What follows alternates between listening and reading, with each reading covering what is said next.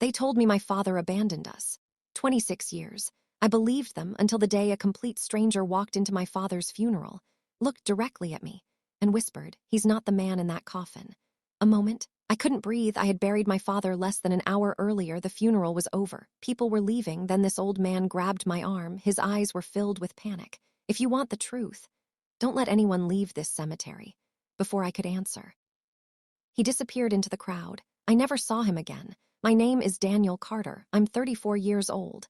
And until that afternoon, I believed my biggest regret was never forgiving my father. I was wrong. My biggest regret was believing the people who spent 26 years convincing me he never loved me.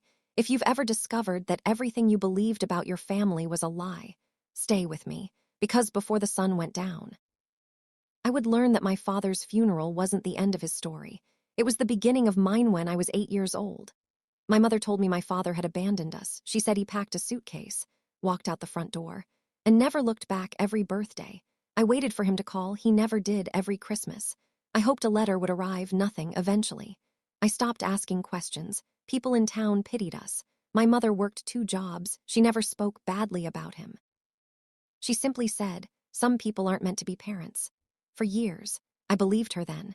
3 weeks ago, a lawyer called me. He said my father had died from a heart attack. He lived alone. He had no wife, no other children, and according to his will, I was his only living relative. I almost refused to attend the funeral, but something inside me wouldn't let me. The service was small. Only 12 people came. Most were old enough to have known my father decades earlier.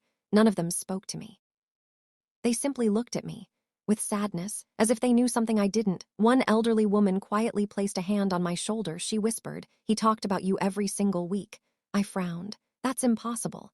I haven't seen him in 26 years. She looked confused. "He never stopped looking for you." Before I could ask another question, my mother interrupted. "Daniel, it's time to go." She pulled me toward the exit. Her voice sounded nervous, not sad. Hour later, everyone gathered at the cemetery. The coffin was lowered into the ground. People slowly began walking away. Then, the old man appeared. He grabbed my wrist. His hands were shaking. His voice barely rose above a whisper. "Trust your mother." My heart stopped. He looked toward the fresh grave, then back at me. "Man they buried today. Spent 26 years trying to save you." I stared at him. "What are you talking about?" He leaned closer, then said 7 words. Words that changed my life forever. Asterisk, asterisk, your father never abandoned you. He was forbidden to find you.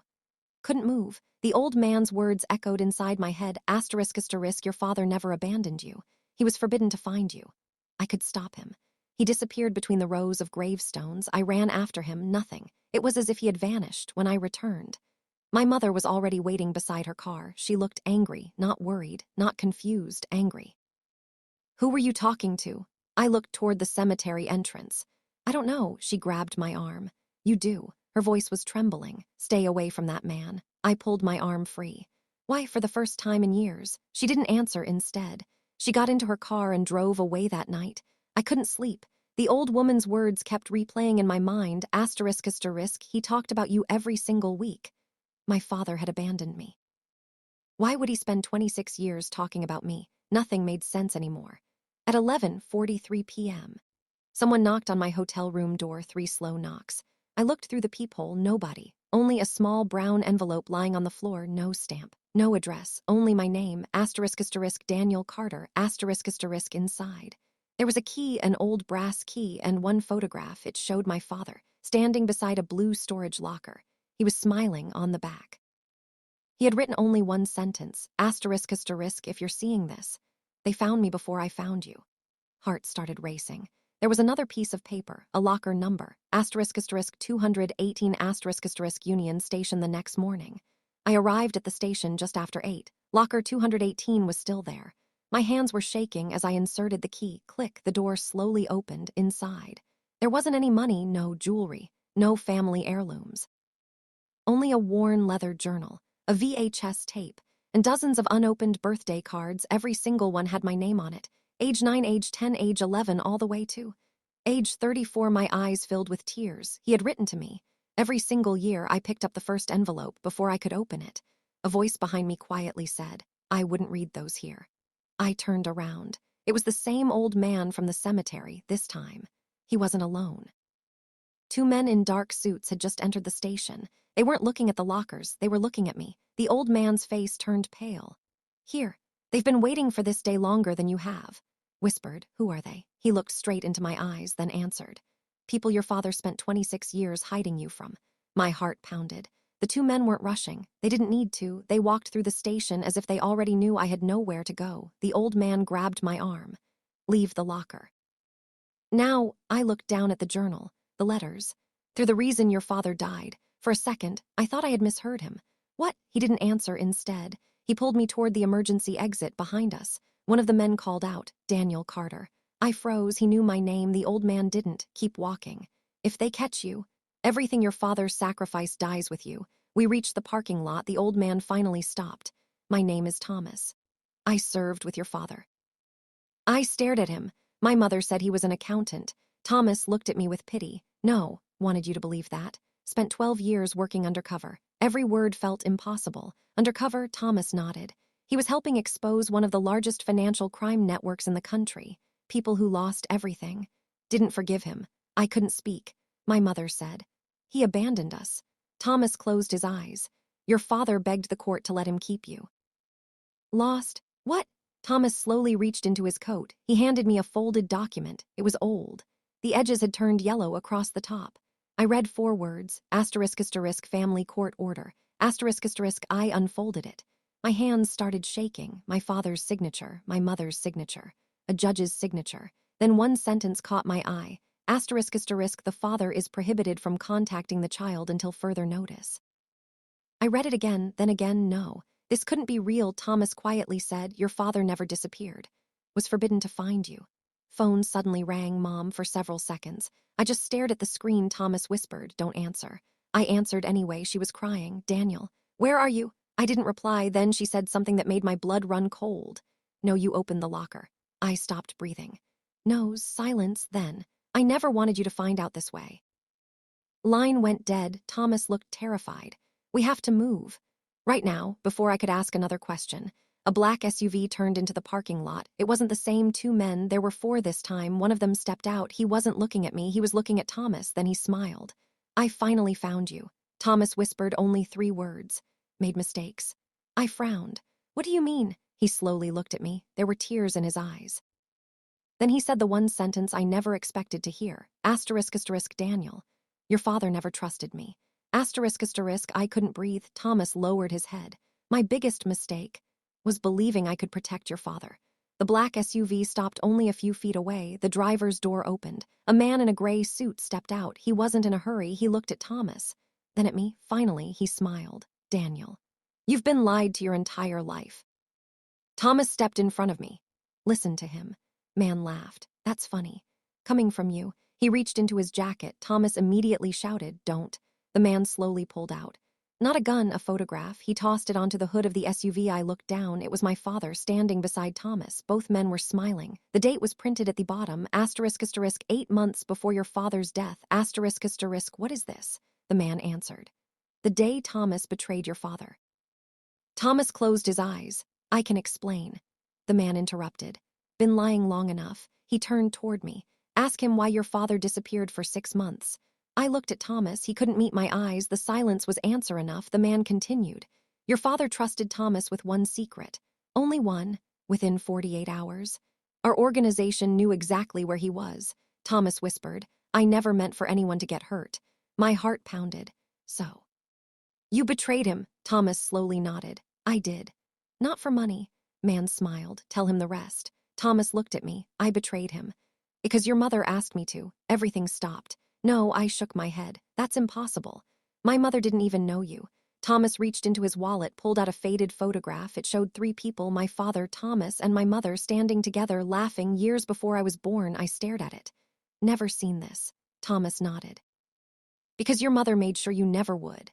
Man in the gray suit quietly added, "Your parents' marriage was built on a lie." Before I could speak, my phone buzzed. One new message from my mother's number. It contained only one sentence, ***, don't trust either of them.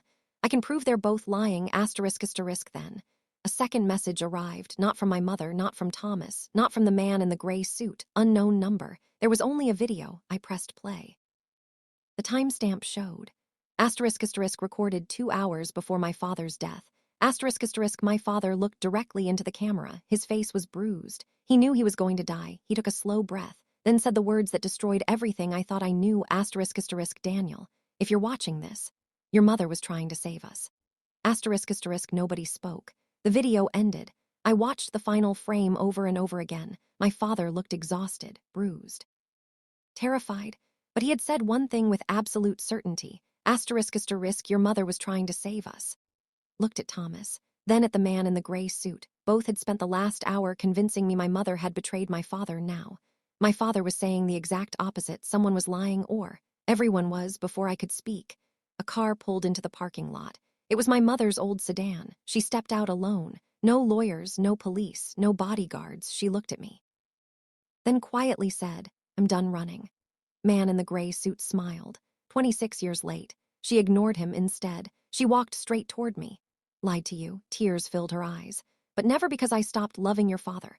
She reached into her purse, pulled out a sealed envelope across the front. In my father's handwriting were 6 simple words. Give this to Daniel yourself. My hands shook as I opened it. Inside, there wasn't money. There wasn't a confession. There was only one photograph. It showed my mother, my father, and me, taken 1 week before they supposedly separated. On the back, Dad had written our last day together before we disappeared. I frowned. Disappeared, Mom nodded. We never separated. Went into protective custody. I stared at her. What? She continued. Your father agreed to testify against people who controlled millions of dollars through fraud. They threatened to kill all 3 of us. The government offered us one chance. Disappear or die. I looked at Thomas. So why was I taken away from him? Mom closed her eyes. Because someone inside the witness protection program was selling information. Thomas lowered his head. I was the leak. I thought I was helping the investigation. I didn't know the information would reach them. My father discovered the leak to keep me alive. He made the hardest decision of his life.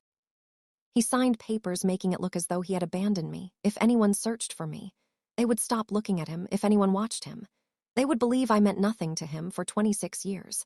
He carried the hatred of his own son, because it was the only way to keep me alive. Tears blurred my vision. Every birthday I thought he'd forgotten.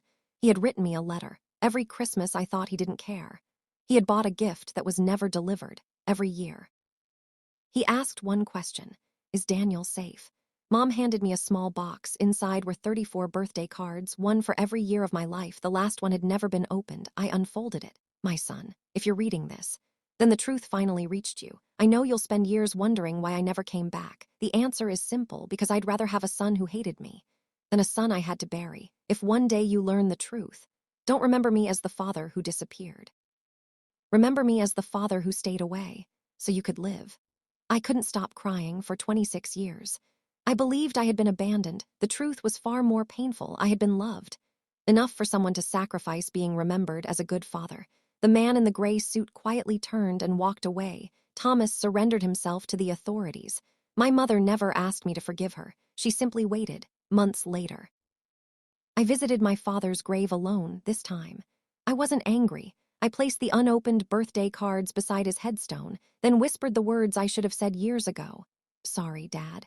The wind moved gently through the trees for the first time in 26 years.